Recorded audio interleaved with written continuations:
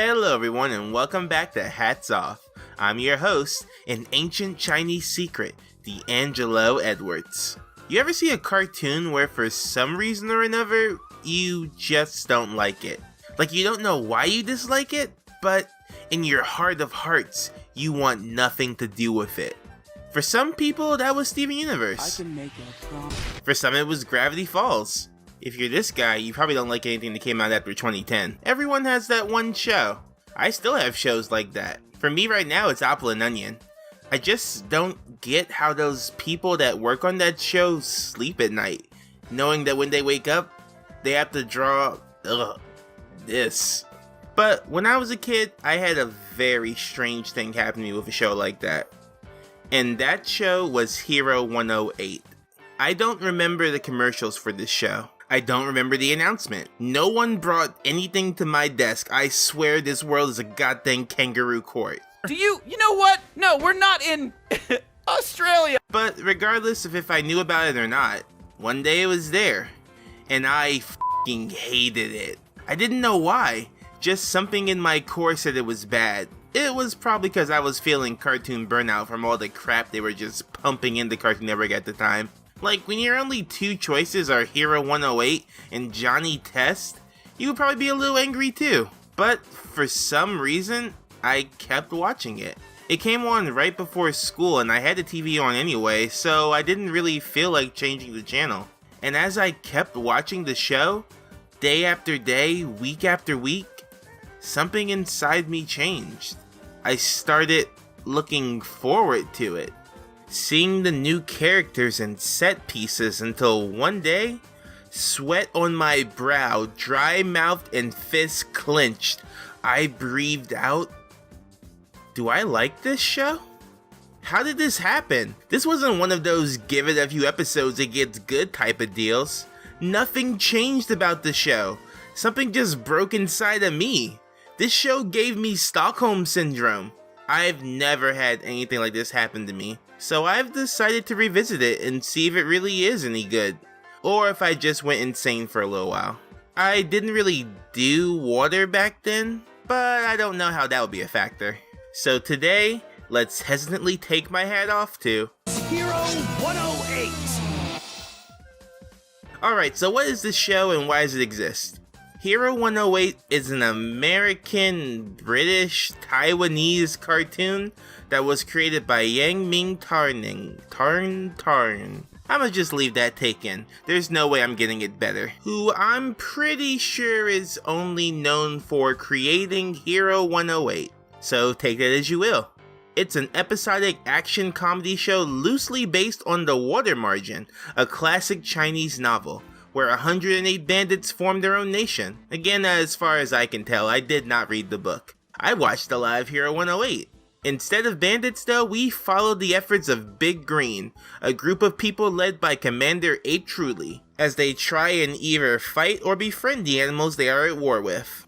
We usually follow the lives of First Squad, a group of warriors that do most of the heavy lifting when it comes to protecting Ape Truly, who often gets captured by animals. The animals aren't really evil though, as they are being tricked by High Roller, a crazy dude who hates humans and wants to rule all of the Hidden Valley. And that's pretty much it. When I say this show is episodic, I mean that. Usually the exact same thing happens. Show opens up discussing the main theme. Ape Truly goes to try and convince an animal to their side. It fails, he calls for help, the First Squad goes after him, which feeds into the problem from earlier, usually with one character, Lin Chung, overcoming the problem and convincing the animal to their side. It can get kind of repetitive, so if you watch it, you really shouldn't binge it. But if it's so repetitive, what did I grow to like about it?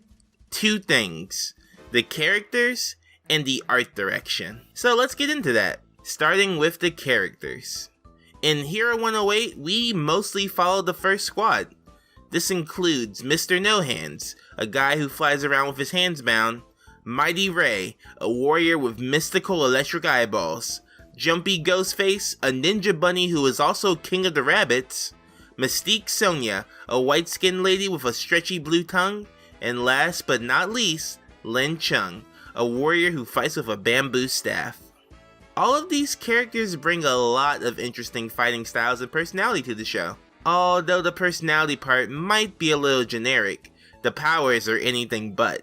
Starting with probably the least important, Mr. No Hands is the hot-tempered leader of First Squad.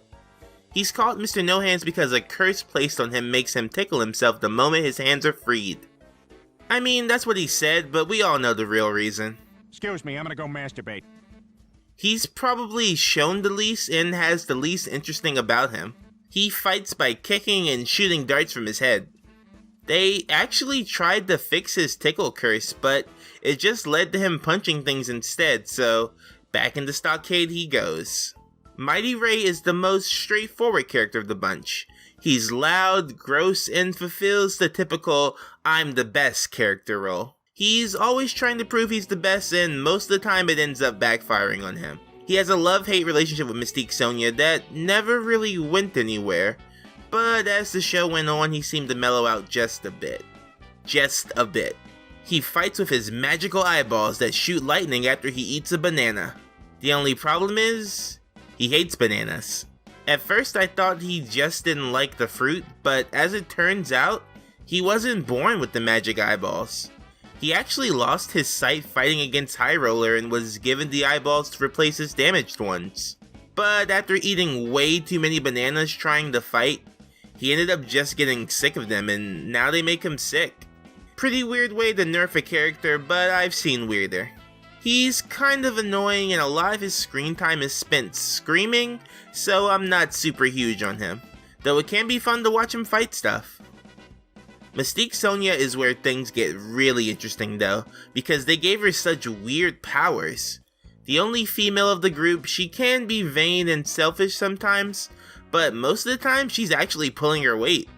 She has a stretchy blue tongue that she uses to whip things, swing around, tie people up, spin air at, freeze with ice, and so much more.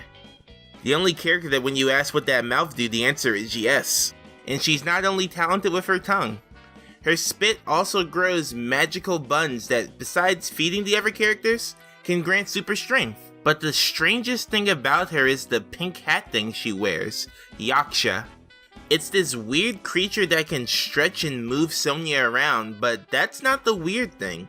Sonja has a spell on her that causes anyone who says they love her 3 times to turn into a Yaksha. And it's very heavily implied that her Yaksha is not her first. And by implied, I mean outright shown. When her Yaksha is destroyed and then quickly replaced by a guy who tells her he loves her.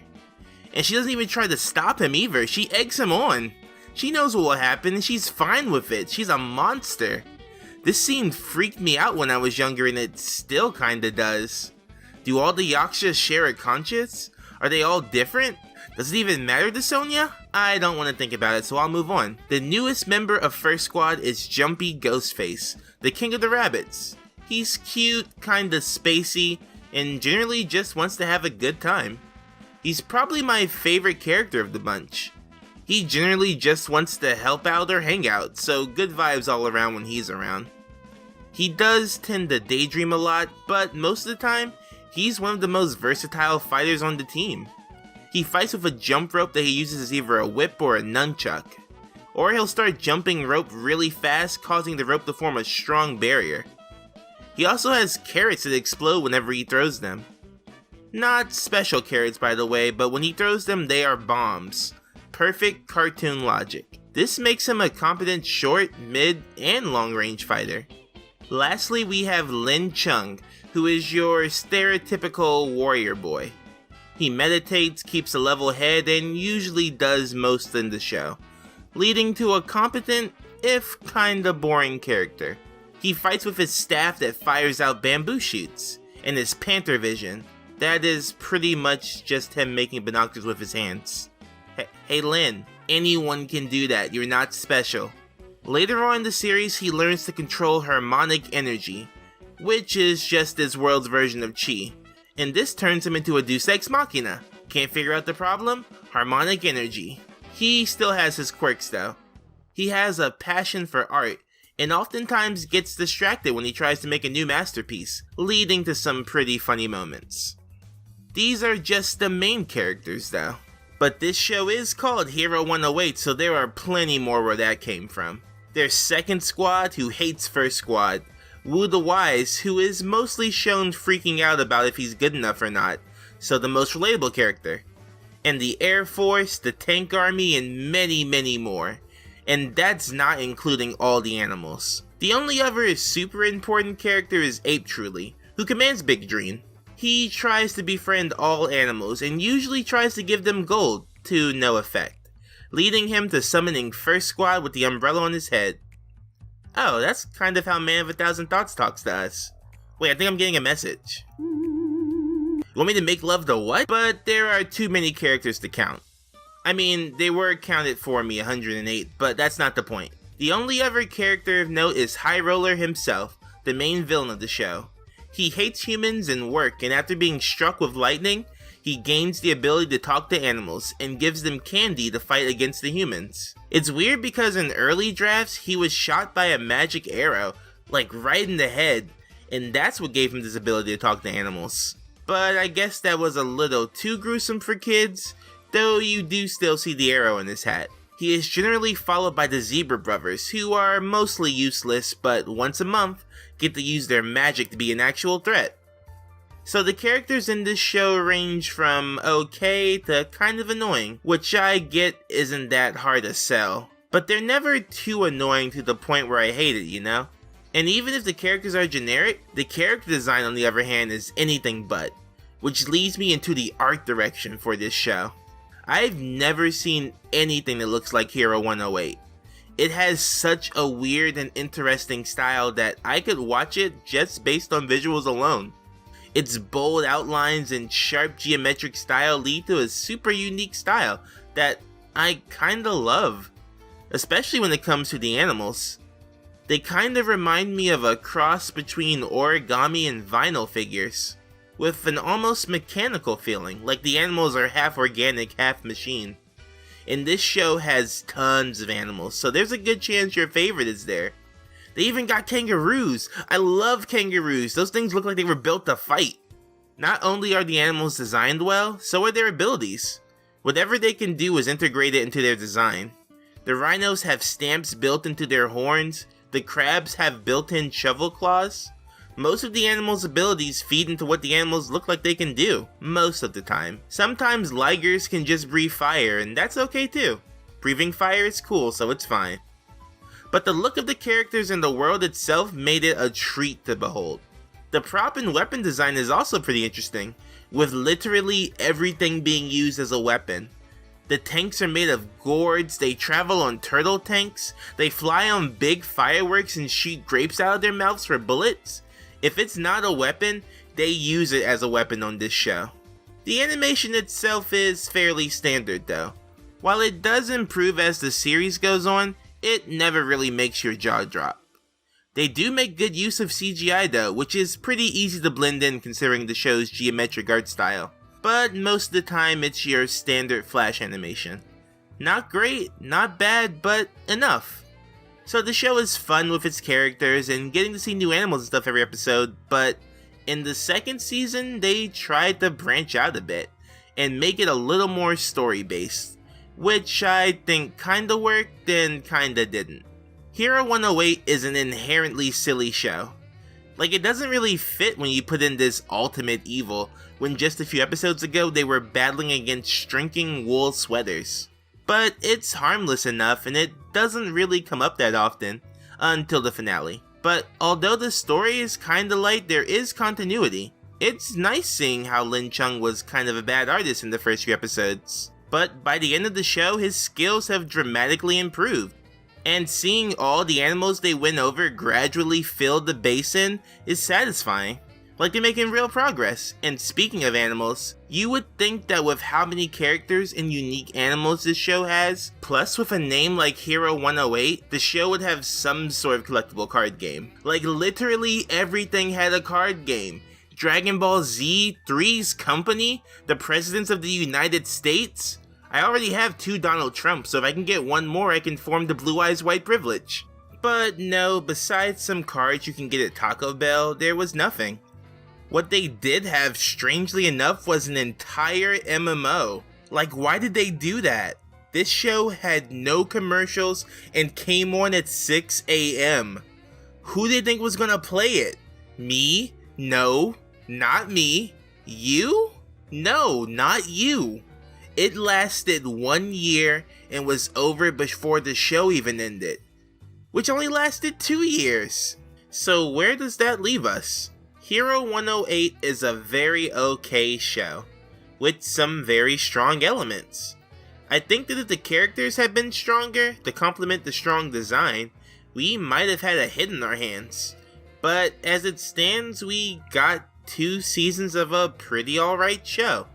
I have no idea why I hated it so much at first. Maybe I just wanted everything to be amazing. Maybe I was feeling that Flash fatigue. Maybe it was 6 a.m. and I just didn't want to go to school, so I took out my frustrations on the show.